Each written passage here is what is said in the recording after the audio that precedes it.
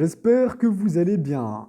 Bienvenue encore une fois dans une nouvelle vidéo, toujours dans le cadre de notre chaîne qui s'intéresse à des thématiques différentes qui ont un rapport étroit avec les compétences, les habilités et les capacités essentielles à développer autant que jeune. Bien sûr, tout en s'attardant sur quelques thématiques relatives, bien entendu, à la communication personnelle et à la communication professionnelle. Je vous remercie vivement pour vos interactions, pour vos participations et surtout pour l'intérêt porté aux vidéos. Aujourd'hui, j'ai décidé de partager avec vous quelques notions, quelques idées relatives à une thématique. Vous pouvez déjà avoir une information par rapport à cette thématique en observant l'image. Eh bien oui, on va parler de la communication violente. Mais avant ça, je vous invite vivement, s'il vous plaît, de liker la vidéo et puis de s'abonner justement pour recevoir toutes les nouvelles vidéos. Alors, on commence maintenant. Alors aujourd'hui, nous allons parler justement de la communication violente. En fait, on parle souvent de la communication non violente, il y a des études, il y a des rapports rédigés, il y a des vidéos, on parle souvent de la communication non violente, mais je pense qu'il est aussi intéressant de s'attarder un peu sur la communication violente, qui représente une forme d'échange basée sur le recours à la violence et à la force pour s'exprimer ou transmettre un message. Donc, comme vous l'avez certainement compris, la communication violente s'oppose à la communication non violente, qui est axée sur l'échange, le dialogue, le respect, l'interaction et la compréhension.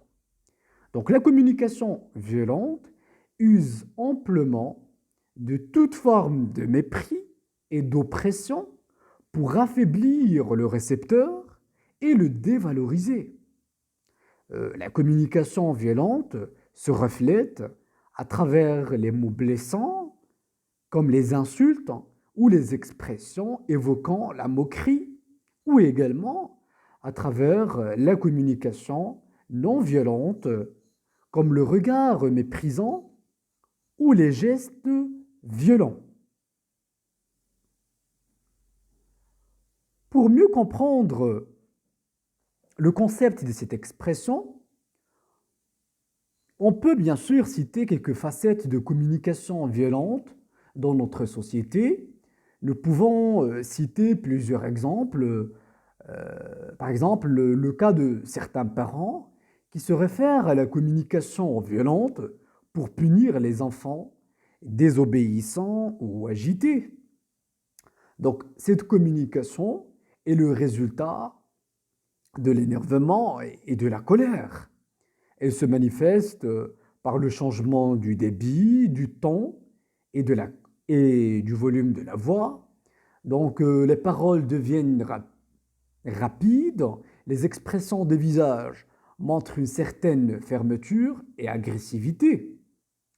Pour illustrer aussi cette idée, nous pouvons citer également le cas d'un espace professionnel, comme les sociétés, les organisations, les entreprises, où certains responsables peuvent se montrer parfois agressifs et user amplement de la communication violente pour marquer la hiérarchie ou bien pour imposer le respect.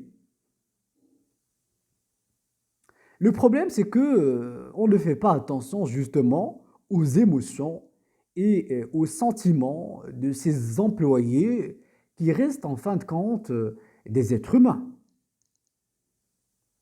Donc, en fait, pourquoi on fait recours à la communication violente?